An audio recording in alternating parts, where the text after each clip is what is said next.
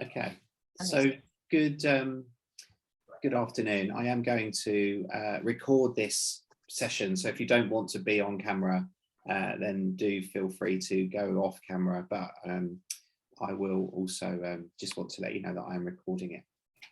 So welcome to today's webinar, which is all about the risks, opportunities and challenges that we are facing as small business owners.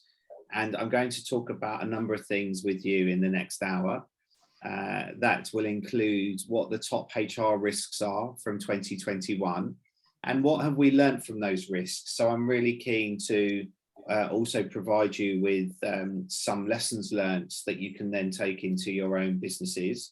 And then we'll move to look at what are the trends and direction of travel for the people agenda in 2022, and how can you make sure that you capitalize on those so that you put your business in a good place. And then at the end, I will answer questions. So as you know from our webinars, I do like to make them interactive. So if you could grab your phone, I don't usually ask you to look at your phone during the webinar, but we use a little polling tool called Participate. So on the screen there is a red hyperlink, http://hr.clapham. If you could tap that into the top bar of your search, that would be super. We have one of our colleagues coming through now.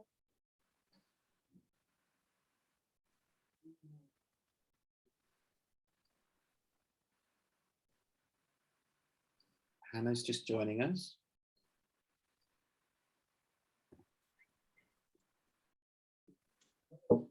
Hello. Perfectly timed. Lovely to see you. Thanks for joining. We're just going to do a little poll. So if you could grab your phone or your computer and tap in that red hyperlink, that's to the polling software. And what you should get, as you've done that, is a screen that looks like that. Hopefully that's what your screen looks like. Perfect. Okay. So it is going to be interactive. There are a small but wonderful group of people with us today, which is great. So we will be sharing some of our ideas. Do please use the chat function. Also, if you've got things that you want to ask or comment on, I will send you a copy of these slides following this webinar. Okay, so without further ado then, it's over to you. On your Participate, you will have, hopefully, 5 colourful boxes now. And the question that I have for you is, what people risks are you most concerned about right now? And you could have 1 or 2 or many, but using your Participate app, tap in what risk you're most concerned about. So I, for example, am most concerned at the moment around losing talent, and also I'm concerned about employee mental health and well-being, and I'll tap those in. So I'll give you a second to do that, and we'll see what we get.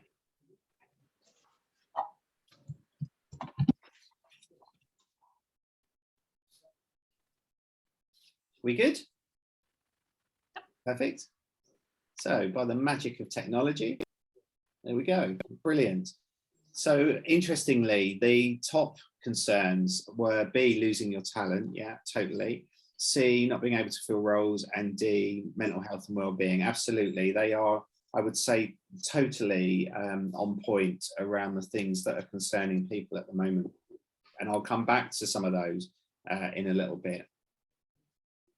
So what I'm going to talk to you now is about the risks that came through from 2021. And there's really no point us looking into 2021 without thinking about what have the lessons learned been. But you'll all know, having worked with you, that things like furlough, redundancies, concerns around flexible working, mental health challenges have all been key sort of characteristics of 2021. The first thing I want to talk about is the Great Resignation. And one of the big things that we have seen is this, what has been dubbed this Great Resignation. And this is essentially where talent has gone on the move. So at the end of last year, what we know from recent studies is almost 1 in 4 employees were looking for another job, which is a big number. If you think about how many you might have in your team, that could be a quarter, you know, or so of the team that you have. And the other worrying factor here is that employees are resigning at a rate that's not been seen for over a decade. So as you'll know, this problem is real. And what the data suggests is that that resignation rate is the highest it's been since 2009. So what's the problem? And what we've learned really from our own observations is that there's a number of things that sit behind this. The first, we think, is a little bit around lockdown, what I have termed lockdown paralysis. So people have been locked into a situation and really probably having wanted to move, have had to think about holding off from that, and the lockdown easing raises that, you know, those restrictions, and therefore people will be more likely to be looking around. The other interesting point that I've observed is, and I've put it here, is it psychological, i.e. the pandemic and the lockdown has had a huge impact on people. And when I thought about this, I thought it's almost been like a New Year situation, you know, where people often feel like they have to cleanse out of something to move ahead. So I think we are underestimating potentially what the psychological impact of the pandemic has been on the relationship that the employee has with the employer. But there's no doubt that irrespective of what deep and meaningful reasons I am coming up with, that people are on the move. And I'm going to talk to you in a little bit about how then you can focus on making sure that you're not only hiring the right talent, but also that you're retaining the talent that you have. But that's certainly been a risk that's carried over from 21 into 22. The second risk to think about is that there's been quite a number of COVID-related tribunal claims, and I'm going to call some of those out because it's, again, only really now that we're starting to see that people are making claims as they start to go through the system, or as they've resigned and made claims within the required time, which is 3 months post the resignation. The first one I wanted to just touch on briefly was a tribunal claim around failure to follow safety protocols. And this was quite well publicised at the time, and I published a piece about it, where a delivery driver, Mr. Cubulus, was going to Tate and Lyle, had been wearing his mask whilst he was attending site, but hadn't actually been wearing his mask in the cab of his delivery van. And he was banned from Tate and Lyle, who had said continuously, we are told, that he should wear his mask in the cab. He was dismissed for gross misconduct, and he subsequently brought a claim of unfair dismissal. Now, interestingly here, the tribunal found that the dismissal was actually fair. And the reason they found it to be fair was that it was important that the employer was able to continue and maintain its good working relationship with customers. The employee insisted continuously that he'd done nothing wrong, that it wasn't an issue. He didn't have to, he didn't want to wear his mask, and therefore he showed a lack of remorse. And it's an interesting case in that what it did was show that actually tribunals will tend to look pragmatically at a situation. And if in fact they find that the employee acted unreasonably, then they may often find that the dismissal was therefore fair.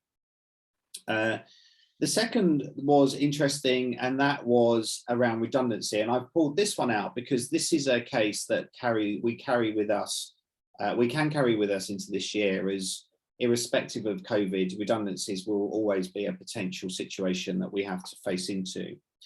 So in this one, a flying instructor, interestingly, Mr. Handley, was put onto furlough, and the firm was shut down early because of the pandemic. And the firm told him that they were struggling financially and that the employee was going to be made potentially redundant. Mr. Handley went back and said that the issue of his dismissal was unfair because they had not actually put him on furlough. And the Employment Tribunal therefore upheld that the decision to make him redundant rather than put him on furlough was reasonable. And reasonable even if he hadn't been on furlough, that the redundancy was likely to have been an outcome because it was up to the employer to decide on how they structure their businesses.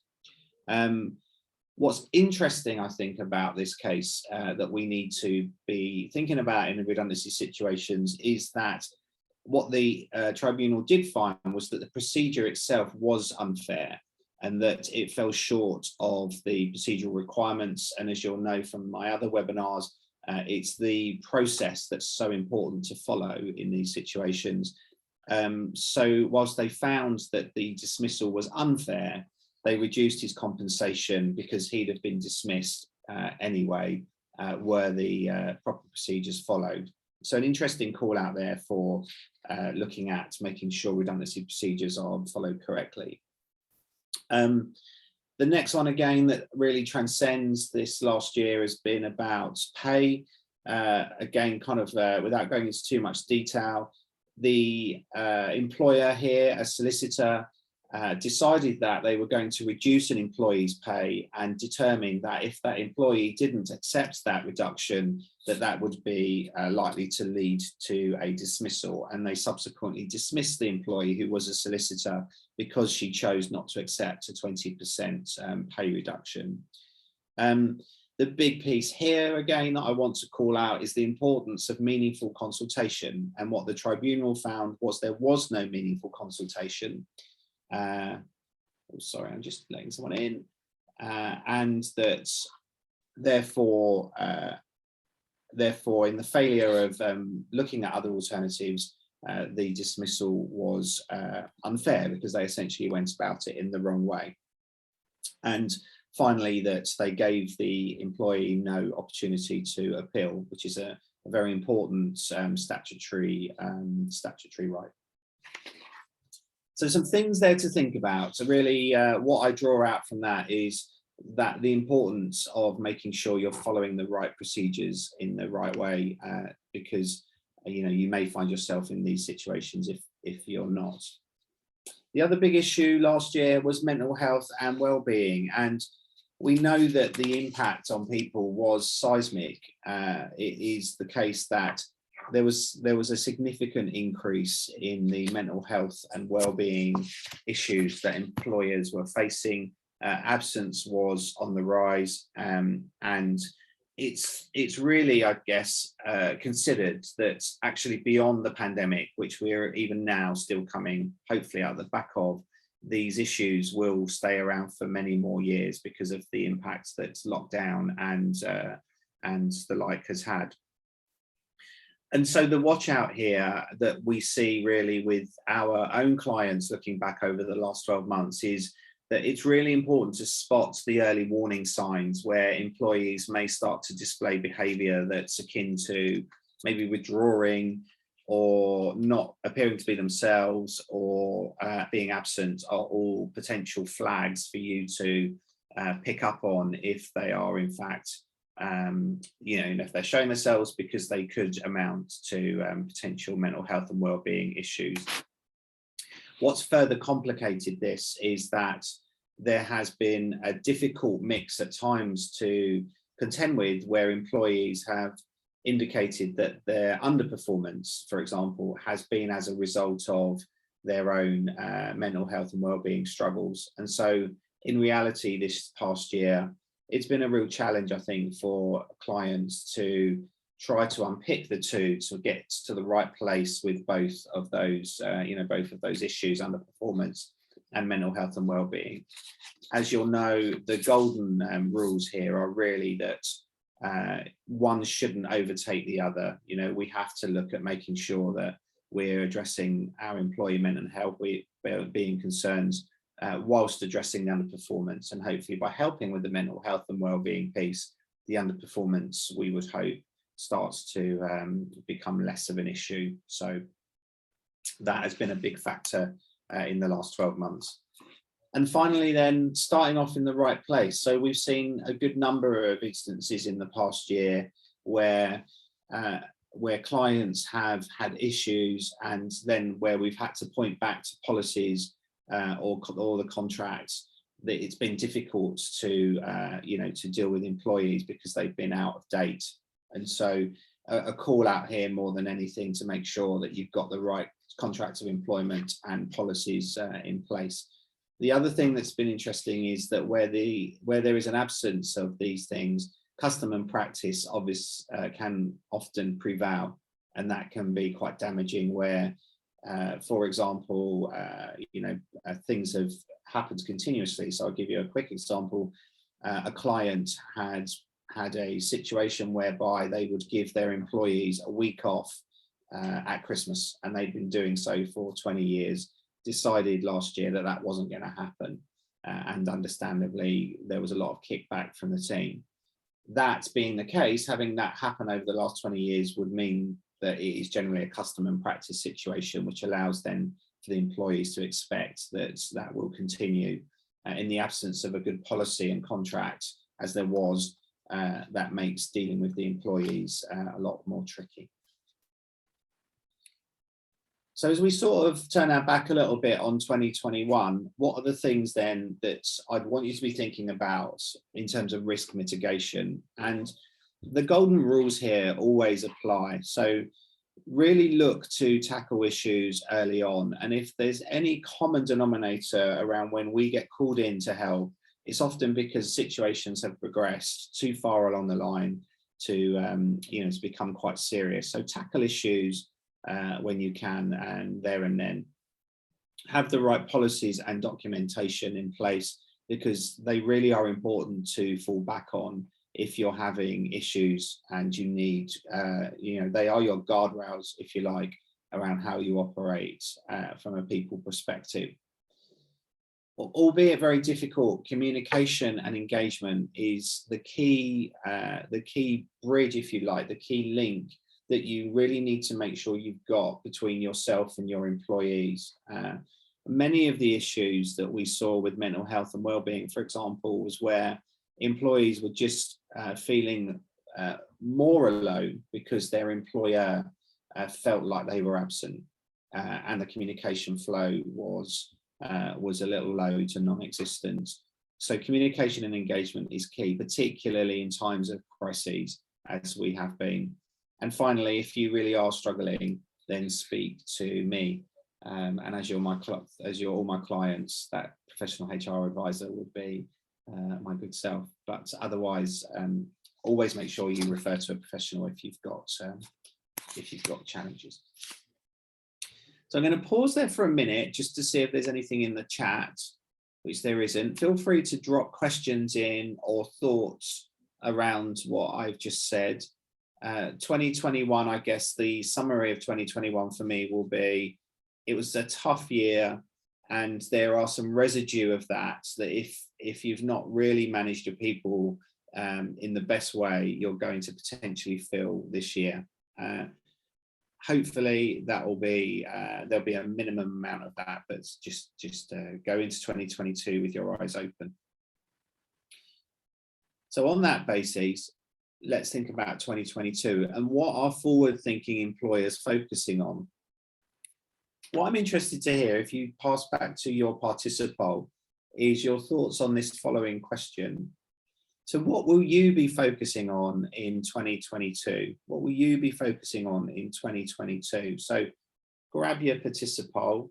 Hopefully your little coloured boxes will have popped up, and tell me what you're going to be thinking about in 2022.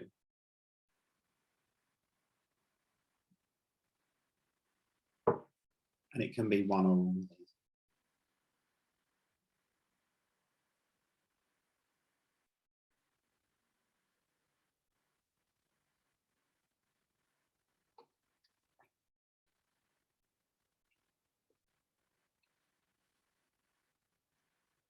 We done? Yeah, great. Oh, gotcha.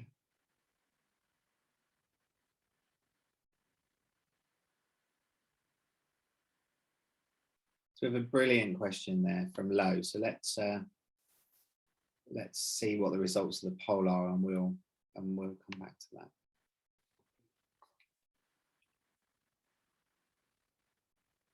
Great. Okay, good. So main focus areas there then appear to be recruiting talent, unsurprising, developing hybrid working, yeah, diversity, equality and inclusion, absolutely good, and outsourcing, good. Okay, good, yeah, very good. And you will be unsurprised to know that they are considered to be the top 5 priorities for 2022. Now, I guess contextually, what we've seen is that, understandably, businesses have gone into crisis mode and have had to work hand to mouth. And, you know, we've all been through that, so I won't labour that point. But what we do know is that that's almost stopped, if you like, the business as usual piece. And therefore, many of the things that we will have taken for granted through the course of each year have stopped happening. And so, having looked across a number of organisations, Gartner have produced this very useful top 5 priorities list that really looks to call out the things that organisations are and I think should be focusing on in 2022. What we have to try and do is get beyond this risk management, this crisis management, and into starting to rebuild the organisation and move it forward. And these are the 5, and I'm going to talk a little bit about them next, and I'm going to pick up on a couple of your questions. Kirsty's just, oops, there we go.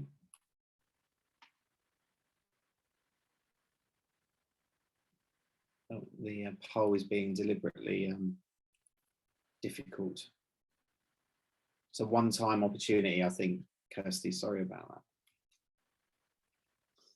So finding talent, stick your hands up if you've been having a problem with recruiting talent. Has that been an issue?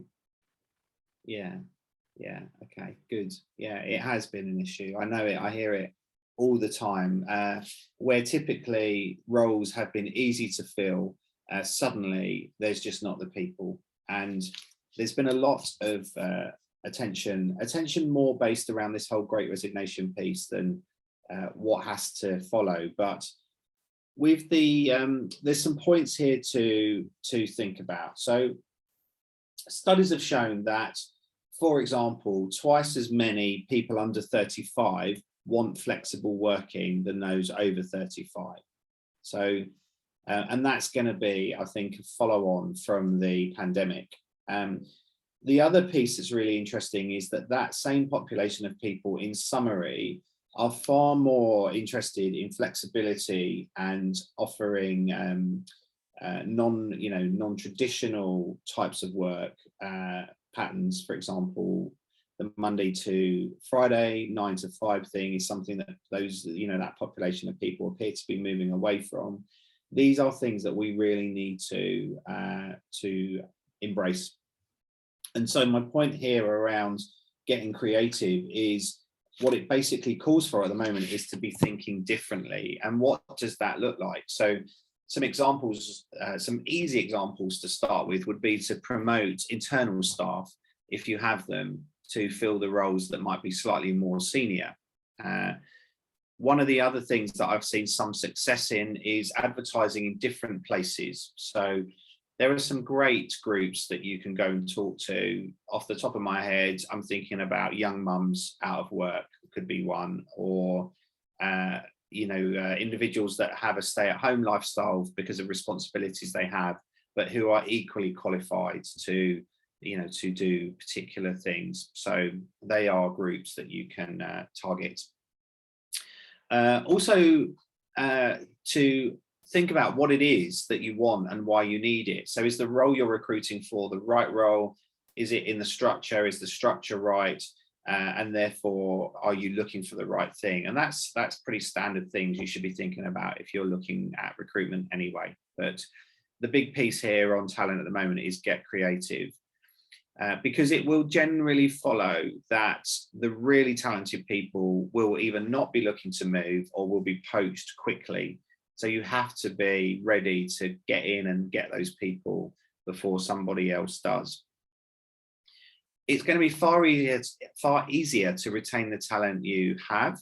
And one of the observations I have at the moment is that companies are not spending enough time almost identifying to people that they're seen as talent as a way of keeping them. And I don't know, that probably sounds very basic, but you can spend a lot of time hoping people are not going to resign. But my question would be, are you making sure those people know that they are key for your business and that you're looking at retaining them?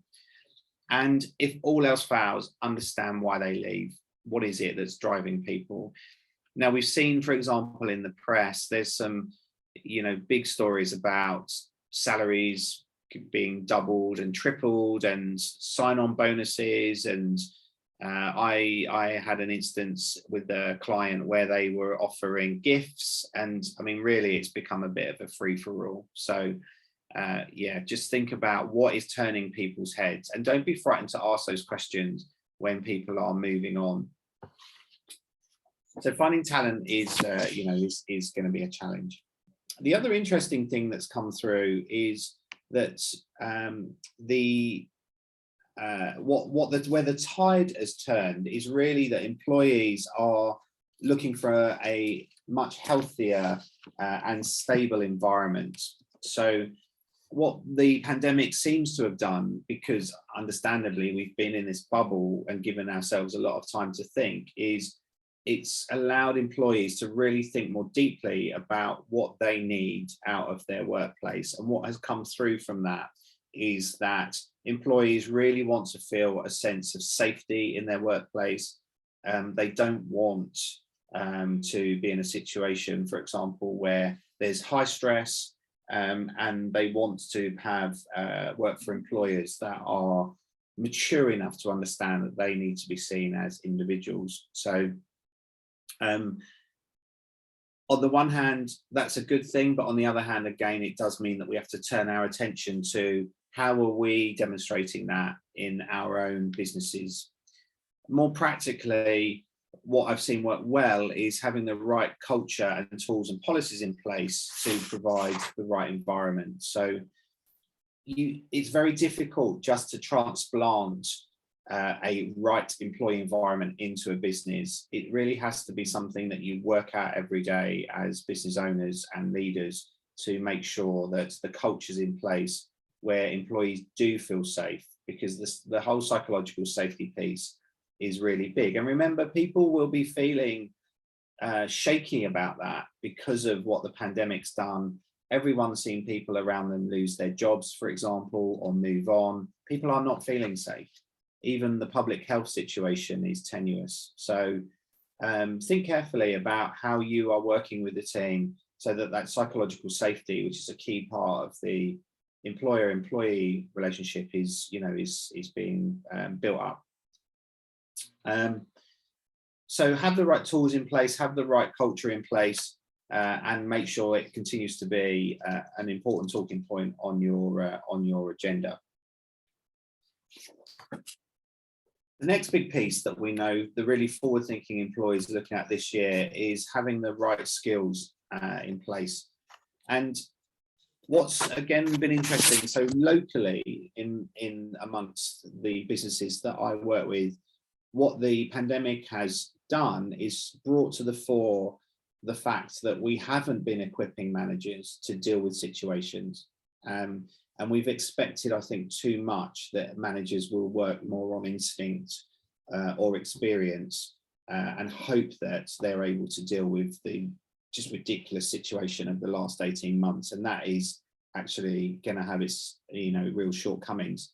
So the really forward-thinking employers taking that on board are really thinking at the moment about how do we upskill our people so that if we hit crises like this or deal again with some of the situations that have fallen out of it, for example, the mental health and wellbeing piece, how do we make sure our managers are equipped for that? And that's where this whole focus, I think, is going to be much more sharply around skills development.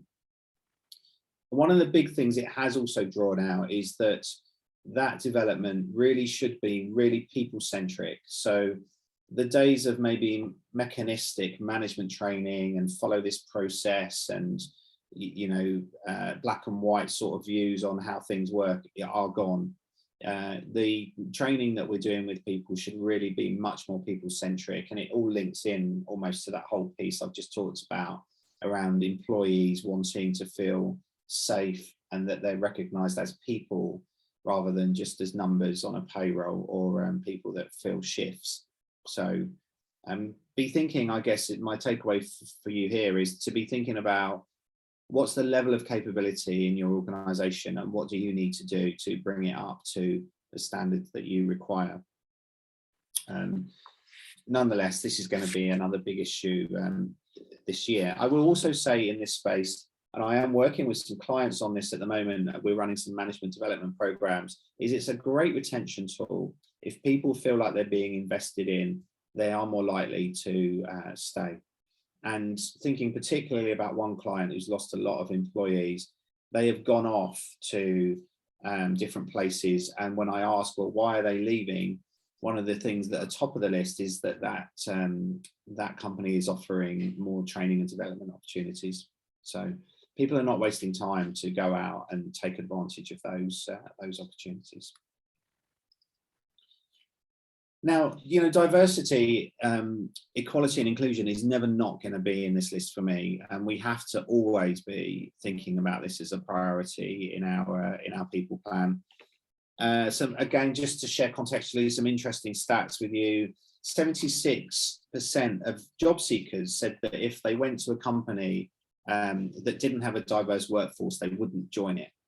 So applicants are very tuned in to where businesses are at in terms of diversity, equality and inclusion. They're also very, very tuned in, I think, to the socio-economic profile of the business as part of the business as part of a bigger ecosystem than just a money-making machine, which is, a long gone concept, I think. So think about that. Think about, even from a recruitment and selection talent perspective, how has what does your workforce say about your organization? And in doing that, that really talks again to that point that I talked earlier around going out to find different markets to find the right candidates, is to look beyond maybe what you're doing to make sure you're getting to the talent that you need, who are in maybe the less represented groups or the more difficult to get to groups. I think with D&I, you have to have a plan. I really do. I think it's very easy to talk with platitude about what you should do, how you should do it, but many organizations, I think, stop there. You need to have a plan. So the question with D&I for me is, practically speaking, how are you turning the dial to make things different? At the risk of embarrassing her, we have Hannah here from the Black Cultural Archives, who are themselves leaders in this area and do some amazing work. And do connect with Hannah. I'm sure she would be happy to talk to you about how they are pushing this agenda fiercely and I think really well. So so use the people in the local business community we're in to support you in that, because to be fair, not everyone's got all of the answers. That's the other thing. And if we connect with each other in different ways, we can all help each other along. It may be a little bit fluffy, but there it is. So what does all that mean? I've taken you on a bit of a whistle stop. I'm going to send you the slides so that you can have a look at that.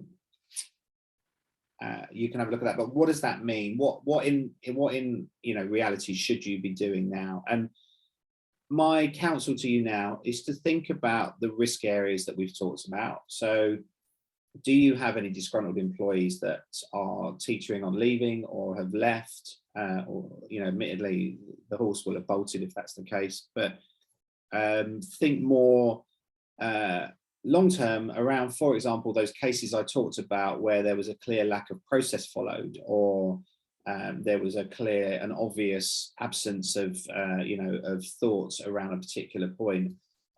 When it comes down to it, employment law will be about common sense very often. 75–80% of employment law is just about treating people the right way.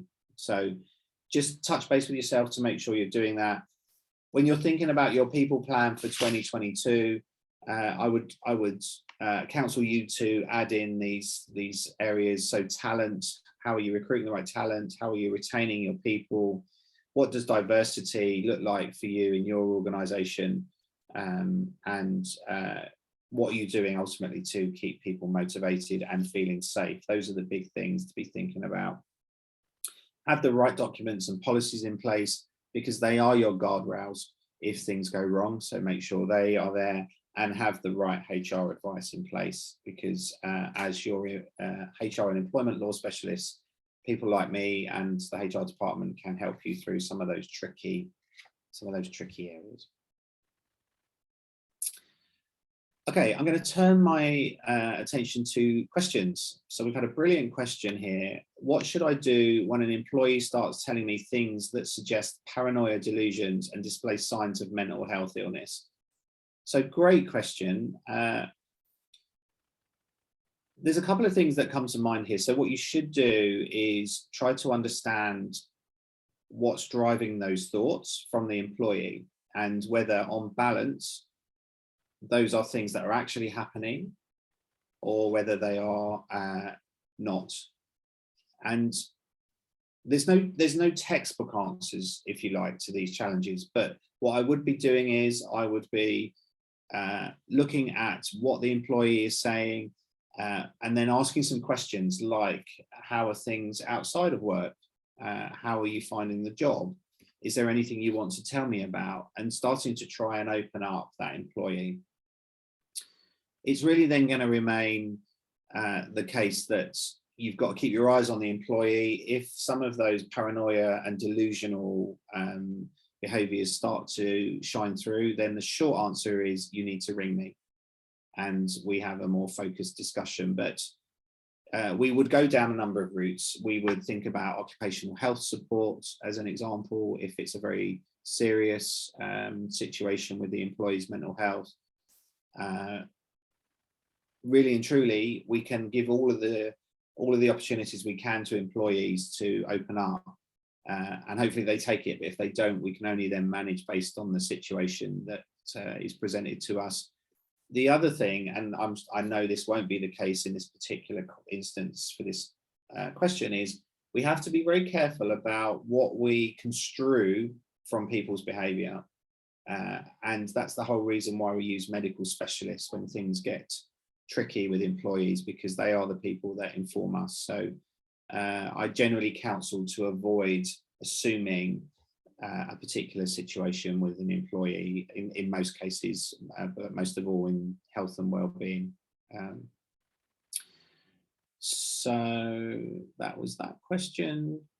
Can you get me the poll back? Sadly not. Sorry to have let you down. Hannah's very kindly given us her email address, and thank you, Hannah, for that. Sorry for putting you on the spot, but you do wonderful work there, so I thought, why not? I do have a question. Yes, please do. In an environment where there's already, I guess, for most employees, and also from an employer perspective, a bit of nervousness, unsettlement with like all the changes post-COVID, how as an employer can you then navigate a situation where you might also want to be making changes in regards to people's jobs? Yeah, great question. How indeed? Because it almost has the potential of adding insult to injury, doesn't it?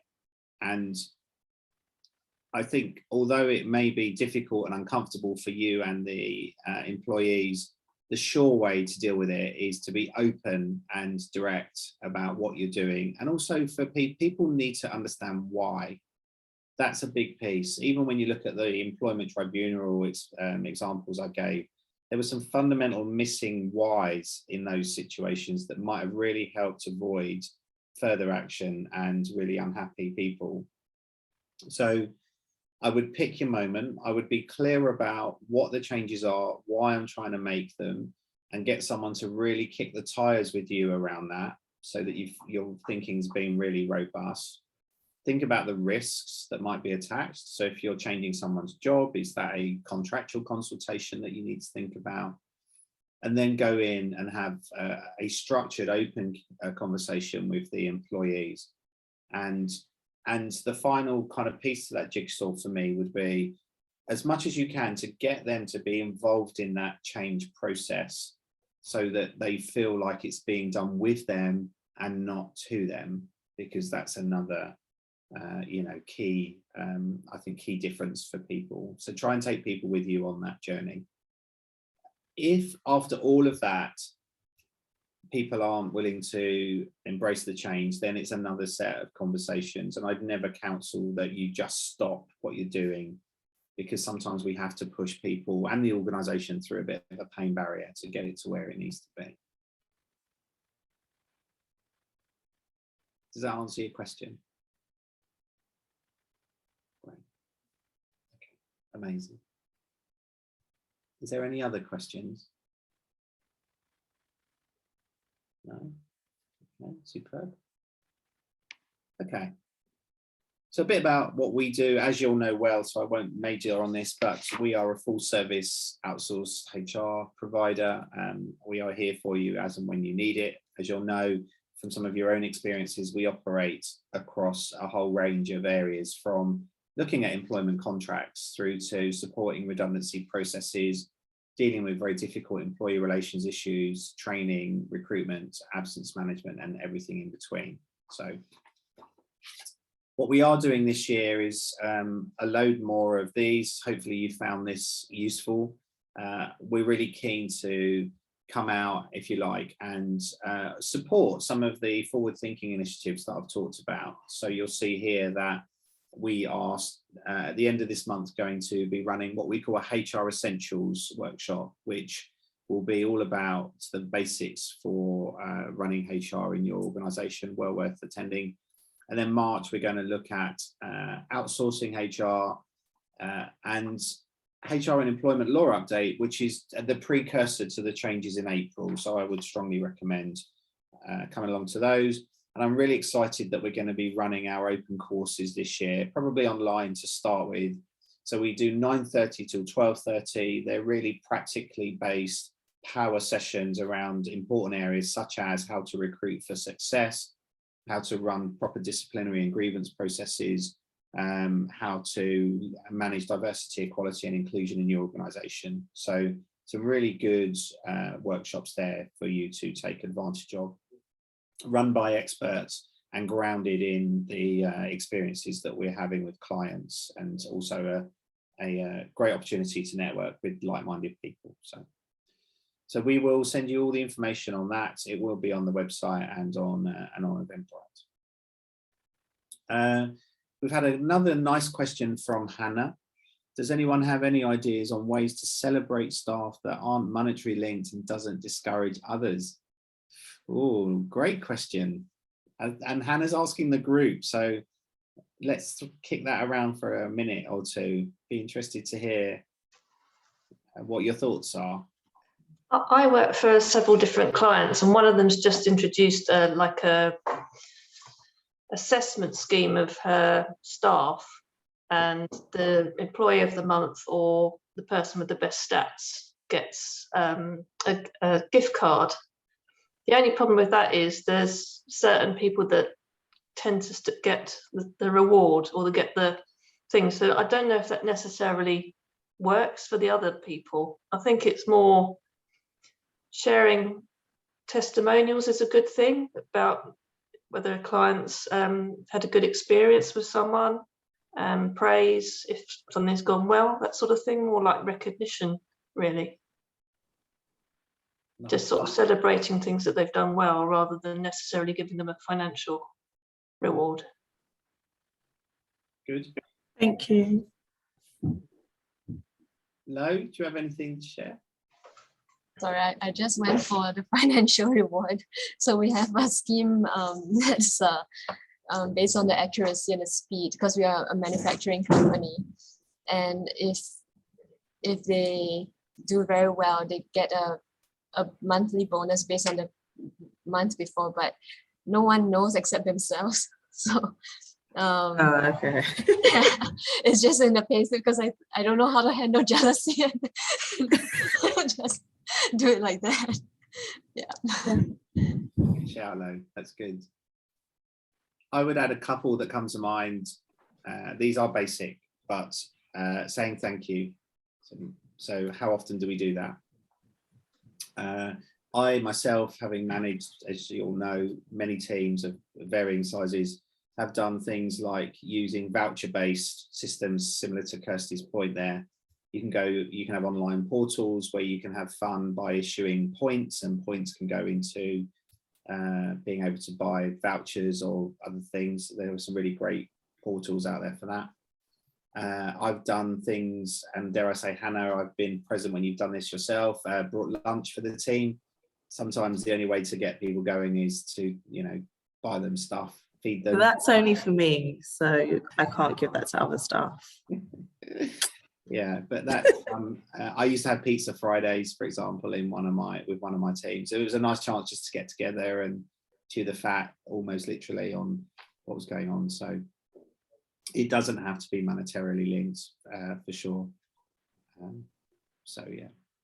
One of my my husband's company, they've just done like a point system, so you can earn money towards cinema vouchers and things like that, and also little perks like a fruit bowl in the office, and just little bits and pieces like that, just to make people feel a bit more valued, I guess. Nice, yeah, good, okay. We're just a few minutes out from the hour, so thank you so much for attending. I will send you a copy of this recording so that you can look back if you want any of these words of wisdom. As you know, I'm always around, so feel free to contact me. Look out for these other webinars and training courses on our website, and we'll send you details of those.